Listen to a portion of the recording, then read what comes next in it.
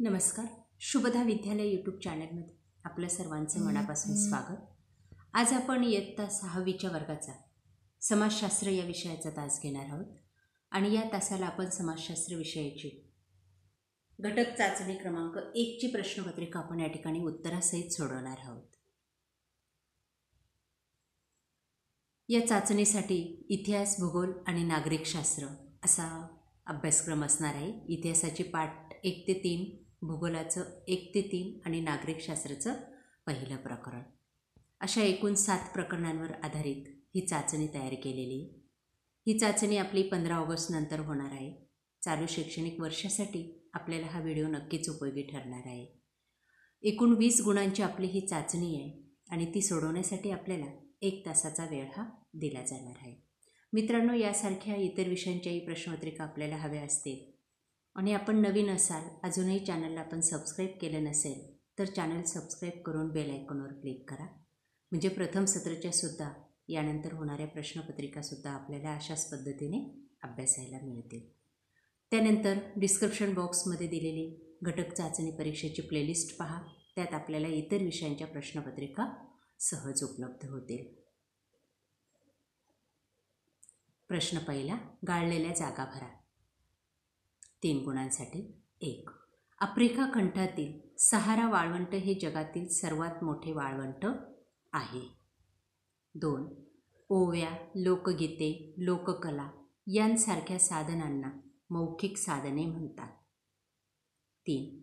हडप्पा संस्कृतीचे लोक मृत व्यक्तीचे दफन करताना त्या व्यक्तीच्या शवाबरोबर दागदागिने पुरत असत. ब भाग, खालील साधनांचे दिलेल्या तक्त्यात वर्गीकरण करा. 3 गुण. बघा आता ते वर्गीकरण. कंसात शब्द दिलेले: ताम्रपट, लोककथा, मातीची भांडी, मणी, प्रवास वर्णने, ओवी, नाणी, शिलालेख, पोवाडा, वैदिक साहित्य. आता भजन, पुराण ग्रंथ या सर्व कंसातल्या शब्दांचा आपल्याला 3 ठिकाणी विभाजन करायचं आहे. आता यातली भौतिक साधनं कोणती आहेत तर ती आहेत मातीची भांडी, मणी आणि नाणी. लिखित साधनं कोणती आहेत? प्रवास वर्णने, ताम्रपट, शिलालेख, पोवाडा, वैदिक साहित्य. मौखिक साधने कोणती आहेत? ओव्या, लोकगीते, लोककथा आणि भजन. त्यानंतर पुढचा प्रश्न बघा. एका वाक्यात उत्तरे लिहा 2 गुणांसाठी. 1. भारतातील सर्वाधिक प्राचीन नागरी संस्कृती कोणती? त्याचं उत्तर आहे हडप्पा संस्कृती. पुढचा प्रश्न. हडप्पा संस्कृतीतील व्यापारी कोणते कापड इजिप्तला पुरवत? बघा त्याचं उत्तर. हडप्पा संस्कृतीचे व्यापारी इजिप्तला मलमलीचे कापड पुरवत. पुढचा प्रश्न. थोडक्यात उत्तरे लिहा 2 गुणांसाठी. आपल्या मूलभूत गरजा कोणत्या? उत्तर आहे आपल्या अन्न, वस्त्र, निवारा या मूलभूत गरजा आहेत. पुढचा प्रश्न. आपल्यातील कलागुणांचा विकास कशामुळे होतो?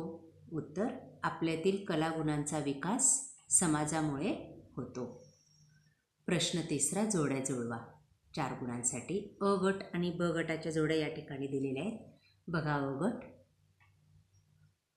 66 अंश 30 इंच उत्तर अक्षवृत्त, त्याचं उत्तर आहे क आर्टिक वृत्त.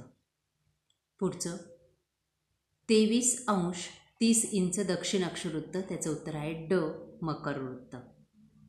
त्यानंतर 0 अंश अक्षवृत्त, त्याचं उत्तर आहे ब विषुववृत्त.